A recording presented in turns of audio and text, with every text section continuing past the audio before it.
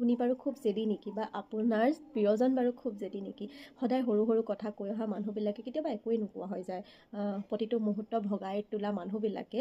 কেতিয়াবা নিজক নিজে আৱৰি পেলায় আৰু আপুনি বা মই ভবাৰ দৰে সেয়া অভিমান নহয় সেয়া হৈছে জেদ নিজেই কাৰোৰ আগত নিজক উজাৰি নিদিয়াৰ জেদ আচলতে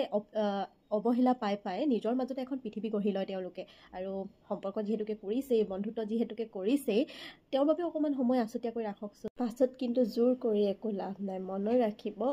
ভাল পাই কিন্তু অভিমানহে ভাঙিব পাৰে জেদ ভাঙিব নোৱাৰে আৰু নিজক নিজে সামৰি ৰখাৰ মানুহৰ বাবে একোৰেই প্ৰয়োজন নাই না সংগৰ প্ৰয়োজন না অনুভৱৰ প্ৰয়োজন তেওঁলোকে নিজেই নিজৰ বাবে যথেষ্ট বুলি ভাবে গতিকে তেওঁ নিজক নিজে আৱৰি লোৱাৰ আগতীয়াকৈ আপুনি তেওঁক আৱৰি ৰাখক নহ'লে বহুত দেৰি হৈ যাব তেওঁ নিজেই নিজক আৱৰি ল'বলৈ সুবিধাকণ নিদিব আপুনি তেওঁক আৱৰি ৰাখক ধন্যবাদ